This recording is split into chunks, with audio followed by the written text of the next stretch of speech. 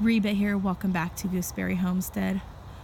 Oh my word, you guys. So I might cough in this video, so I'm just gonna put that out there. I have been sick with cold/flu because I did have a fever like a week and a half ago, and so I'm guessing it was part of a flu. And but I am getting better, and I am feeling a lot better in that respect. Now, let's talk about my health. So I'm out here in the garden because this is my happy place. Even though many of the trees have lost their leaves, I am now moving my trees up underneath the edge of the house because we have been having super cold mornings. And now that the trees have lost their leaves, especially like my Fantasia nectarine and my peach frost, they've lost their leaves. And I was just dreaming about them last night, having their leaves and being super bushy and deciding where to prune them and all of that. So I was dream gardening. And now that majority of them have lost their leaves, I'm going to be moving them up under the house. Like I said, it's been super cold. We've had lots of frost. We had frost come almost 2 weeks early this year. And so, opposed to when it said that we would be getting frost, that is. And so, according to, I guess, the Farmer's Almanac or whatever it is. So they actually came on time when they were supposed to come, but it seemed early based on what they guessed it would be. So, but that's okay. So a lot of my plants and my trees have gone dormant, so I'll be moving them because I really have a feeling that we're going to be having a really cold winter. And I definitely want to make sure that I am protecting the small growth on my trees and bushes and stuff from the frost that occurs. And that damage really comes like in the early, in the nighttime. And when you wake up and there's frost all over your windows, you know that your plants are getting that too. And so I'll be moving all of my bushes and my trees up underneath the edge of my patio because they're going to be dormant anyways, and they'll be getting sunlight, but they won't be getting direct sunlight. And then once spring comes, I'll move them back out. But this video is not about my plants. I'm just out here talking about them because I'm here looking at them. But this video is actually about my health and my allergies. So I'm like a squirrel with nuts, and I get really distracted really easy. So let's just backtrack a little bit. When I was born about 2.5, almost 3 months early. I was 4 pounds. I was a twin, and I was born prematurely, came way early, and I lost my brother when we were infants. He didn't make it to a full month, and I almost passed away. And I find life a blessing, and I cherish it very much. And so, with that being said, my early years were very much a struggle. I don't remember them so much because I was a baby and I was a toddler. I do remember I have earliest memories were about age 3. And 4 and 5 are those earlier years that I remember the most. And they're just snippets of it. You know what I mean? And so I just remember little portions, like a few moments here and there. And anyways, I do remember living off the land. I remember digging up like bulbs out of the ground and eating them. I remember finding wild asparagus and eating that. I remember climbing fruit trees, mulberry trees, apricot trees, what have you, and eating those. I remember sucking the honey out of the back end of honeysuckles and that sort of thing growing up. And I didn't eat a lot of meat, and I didn't eat a whole lot of anything really. I ate very sparingly because I think when I was younger, I intuitively knew what things were good for me and what things were bad for me based on how I felt. And I would either refuse to eat certain things or just eat minimally of those things.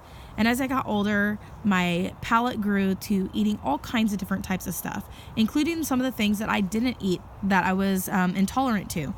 And one of those things was milk. I was very much intolerant to milk, so much so that I couldn't even breastfeed. And I hear rumors from my family that I did have goat milk. To this day, I don't like goat milk. I think it tastes gross. I don't mind sheep milk, but I don't know if I'm intolerant to those. So I do know that I am intolerant to whole milk. And this is something that's been apparent for a while, just knowing. And recently, just this year, I began having a new reaction, more so than what I do to having when I have milk. I began having my feet swell up, my hands swell up. The most recent one was having giant hives near my armpits. My tongue was swelling up. My lips were beginning to swell up when I ate certain things, but I didn't know what those certain things were.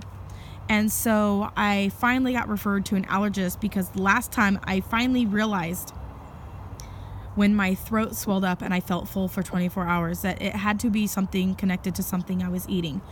Could it be that sour cream I had with my tacos that one night? Or was it something else? Because I did eat some of those other items after I'd had those tacos later on, because I wasn't seeing the symptoms until a certain time. Like, I would get immediate reactions with dairy, run to the restroom kind of deals. And that's about as graphic as I'm going to get with you guys. So, I finally got into the doctor, because I'm really concerned about my throat swelling, my lips swelling, my tongue swelling, because that's anaphylactic. So I ended up getting myself an epidural pin just in case I need it, or epinephrine, or whatever it's called, epidural. Don't we all wish we had one of those? Just so you don't feel nothing. I'm gonna cough. So I finally got into the allergist, did the consult last month. Totally forgot to tell them that my lips and my tongue had swollen up, as well as my throat. Let them know that. I don't think that they really care. They're coming up from Vancouver, and so they just do different areas in Washington State, and they travel to those areas where we don't have as many allergists to run tests and that sort of thing. So they were only here on like Wednesdays and that sort of thing. So I went in and I got my test panels done the other day, and they jabbed me with needles that had about 60. There were 60 different varieties of most common foods people are allergic to, or like they say, sensitive to. That we're not actually allergic to things, we just have a sensitivity to them. But some people have a sensitivity to the point of death. So only 60 food items. I eat a very wide range of foods, and so I really need to know more. He basically told me, well, this is what we know now, and now it's going to be trial and error, and you're just going to have to guess, basically. There's no shots I can take monthly or weekly or anything like that. I'm on my own. And the doctors are only going to do so much, but I have to live with an EpiPen now, because I don't know what my body is trying to fight off, because these are all new reactions with the lip swelling and stuff. I never had these before until just this year. So this is the list. Now here's the thing. I had other spots on my arms before I go on and tell you what the doctor saw in the office, and then I'll let you know why I want more tests. So I was in the doctor's office. They poked me, and then he looked at him with the little thing to see how far, like red circle and or raised with hives, how far out they moved based on the severity of what they would consider a severe reaction to like a mild sensitivity or whatever. I have a somewhat like sensitivity, not necessarily high to most of these, just like a sensitivity. One of them was high, and I think that was the milk. I'll look here in a second. I'm just looking over here. So the high ones are 4s, and the low ones are 3s. So, or the lower sensitivity, not like the lowest, but it was like, I definitely have a sensitivity to it. So of those, I'm looking at my paper here, and whole milk, that's not a surprise. That's 3 of 3. That's going to be the measurement. So 3 millimeters away from the initial spot where they poke you with the needle with the serum of the items in there. Now you got to keep in mind, all of the needles were about a half an inch to maybe almost 3/4 of an inch apart. So they weren't even a full inch apart where they were doing the testing. So I'm hoping that there wasn't any cross contamination, but for the most part, my reactions seemed to be pretty localized in the area right around each of the poke spots. So whole milk, not a surprise. I already knew this because that one is like a half hour after I have any dairy, especially soft dairy, milk, cheese, cottage cheese, brie, sour cream, yogurts, those kind of things. I'm rushing. Half hour after I have those items, I'm rushing. That's something that has happened in the last 3 to 5 years and less. Like, it's gotten more progressively worse. So there's that. And I was able to eat milk for quite a few years, just having gas and bloating. So that was fine with me, not so much for the family. But now I know why.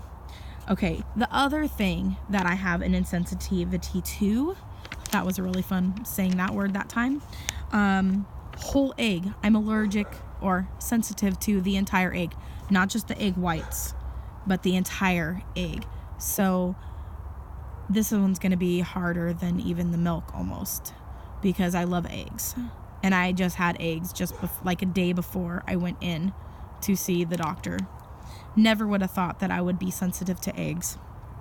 But yeah, I can't have eggs anymore. So now I have to look at an egg substitute. Oh, and that gets even more fun, and I'll tell you why in a moment. Finding an egg substitute. All right.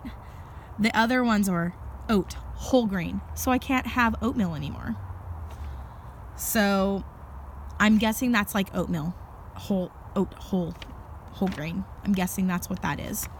That's a 3 of 3. So the sensitivity is pretty high. Not like the highest, but like one step below the highest. Okay. The other one's peanut. I never would have guessed this one at all.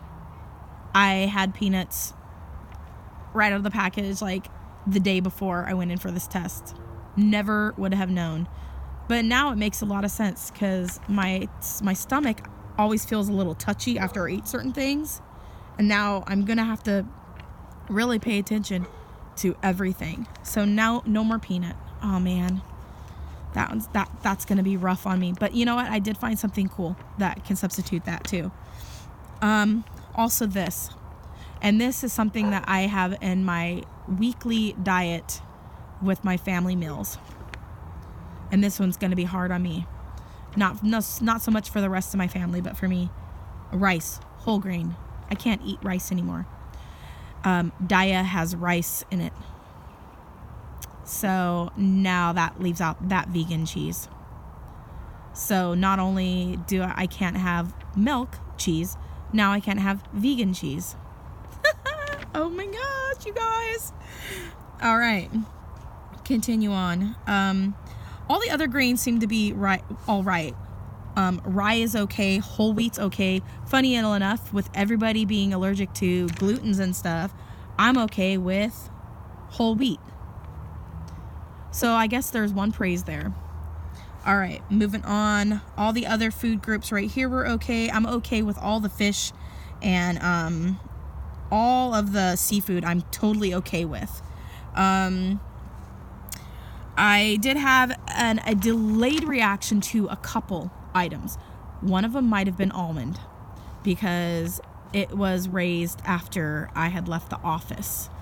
And I had a couple more pop up later in the evening on my skin in the from the food groups 1, 2, and 3. The other one that lasted, and I still have a red mark. Let me see if I can show you guys. Gotta pull my shirt up. Near my wrist, which it's not really visible anymore, but it was right in this section right here. I can see it, but you guys might not be able to tell. Hazelnuts. So now I can't have hazelnuts, and I love hazelnuts. And I just got hazelnut milk because I love hazelnuts. So I can't have hazelnuts anymore. But that's okay. I'll find an alternative. The other one I thought might be on it because it was in the other column was possibly almond. But the doctor didn't mark that one. So I'm going to continue using almond until I get a blood panel done, because I really need to find out all my sensitivities, not just guessing at what they might be. All right. The other one on my right arm was food group 2. I'm allergic or sensitive to beef. I can't have any beef. But pork, chicken, turkey, and lamb are totally all right. Sesame seed was another one that is fine. Pecan is okay. Soy is okay. All right, my potatoes. Sweet potatoes and white potatoes, I am sensitive to. I'm going to jump out on a limb here and pretty much guess all potatoes I'm sensitive to, because they're all in the same family. So, no more potatoes. Diet cheese also has potato starch in it. Can't have that anymore. So while I was thinking I was staying safe and staying away from stuff this entire last month, staying away from dairy at least, because I didn't know what was causing my lips to swell, I was staying away from dairy. Lo and behold, since I've been off of my antihistamines, now when I take the antihistamines, I can tolerate some of these things, funnily enough, but I have to take them every single day. I have to take a histamine, and I have to take an anti-reflux medication, which I don't have anti-reflux, or I don't have the reflux disease where you get indigestion like that, but it helps being able to, it has another histamine in it. When I'm taking them every day, I'm not getting the swelling, so I'm able to eat some of these things, and it keeps the anaphylactic shock away. But that doesn't help my gut. That doesn't help the inflammation inside of me. So I tested out to see the other night after I had this test done, and I tested to see, and that's it. That's the list, you guys. We question marked mushrooms. That one went away and I didn't get hives from it. So I might continue eating mushrooms until I know for sure from a blood test. All right. So when you eat foods that you're sensitive to, it inflames your gut. And there's a little micro biology system inside of you. Got good gut bacteria and bad gut bacteria. When you have an overrun of bad bacteria in your gut, you can become sensitive to foods. Basically what happens is antibiotics kill off all the good and the bad, and you have to start over. And if the bad has a chance to get a foothold in, then it can cause inflammation from certain foods. And those certain foods can, when you're trying to digest and you can't digest it properly, will actually cross through the wall of your intestines. Not actually like giant food particles. I'm not talking like that. But some of those food can leach in, I guess you could say, into your bloodstream, and your body views it as an enemy, and therefore your body begins to attack the that, and your body remembers the foreign substance, and then you get that sensitivity. You develop that sensitivity to eating those certain foods. And potatoes are one of them. So I came home, tested the theory, and you guys, oh my goodness. Yep. My lips swelled up the other day after I had my appointment. And so I can't eat potatoes anymore. And a lot of things have potatoes in it. So like the diet cheese. So you got to look at all the ingredients. If you have a sensitivity to rice is in there too. So not only do I have to be careful for dairy, but now I also have to look at all the ingredients on vegan foods as well. And now I'm not vegan, and nor would I ever go vegan for ethical reasons, because I believe animals are put on this earth for us to consume. But I don't want to get into that either, because, I don't condemn people who are vegan, and I don't condemn people who are meat eaters. That sort of thing. Although I don't believe in cannibalism. There are lines. There are definite lines. That is an ethical thing. But as far as animals, based on the Word of God, up until a certain point, and that would be the time that everybody emerged from the ark, they were supposed to be plant-based. okay? Then after the ark, we were allowed to consume flesh. Not each other's flesh, not cannibalism, but that of the animals. So if you read your scriptures and if you're into that, okay. I'm not trying to offend nobody or anything like that, but this is just the way I believe and the way I think. And so, yeah. But some people are more prone to having these sensitivities to different types of foods. And I'm just glad I know now. Now, the other thing is you can reverse these things. And the doctor, allergist guy, said that you can abstain from these things and later on at some point begin to eat them again. And what he left out, basically he told me I'm on my own. I have to do everything trial and error. But what he left out, you guys, talking to me about is good gut health. Good flora and the bad flora in your gut. I don't have any treatments. There's no shots I can get. Basically, I'm on my own. But I've had friends who have reached out to me. Praise God for them. And they have told me you can reverse this and then you can go back to pretty much eating everything you want. Although I'll probably always kind of steer clear from dairy for the most part. I may try some of the hard cheeses again at one point and just see how I do with them. But I have to heal my gut. So that means next paycheck, picking up probiotics.